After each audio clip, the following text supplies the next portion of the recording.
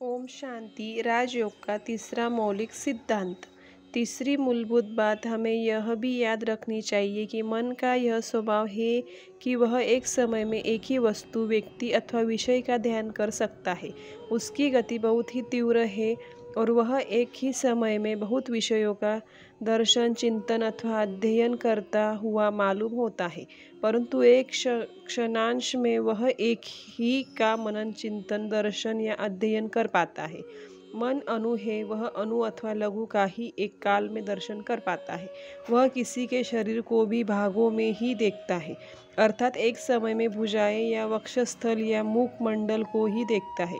इस बात को समझ लेने से इस निष्कर्ष पर पहुंचना कठिन न होगा कि मन की एकाग्रता के लिए आदर्श रूप वह है जो कि सूक्ष्म हो, अर्थात परमाणु से भी अधिक सूक्ष्म हो।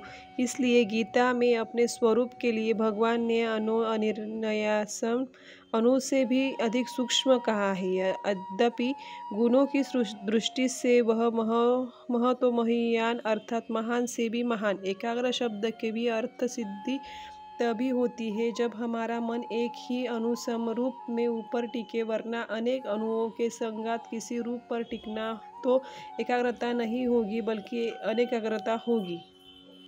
एक ही बिंदु पर मन का केंद्रीकरण हो, वरना तो केंद्र ही बजाय वृत्त पर मन चला जाएगा। उसका ठहराव होने की बजाय बिखराव हो जाएगा। वह सिमटने की बजाय विस्तार में चला जाएगा।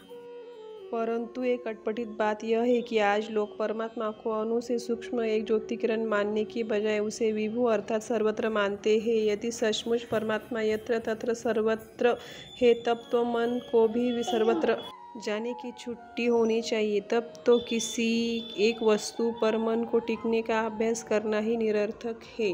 परमात्मा को मानना सर्वव्यापक और मन को टिकाना एक जगह, यह तो मन, वचन और कर्म में समानता के सिद्धांत के विपरीत है और योगी के लिए तो यह बात वर्जित है। जब मन सिमट जाता है, अनुसम अवस्था में हो जाता है, तभी वह रस लेता है। अतः स्पष्ट है कि जैसे आत्मा एक ज्योति कण है, वैसे ही परमात्मा भी एक सूक्ष्मतम ज्योति किरण है, जिसकी रूहत प्रतिमा भारत के शिवालयों में शिवलिंग नाम से स्थापित है। उस पर ही मन का केंद्रीकरण वास्तविक ध्यान है।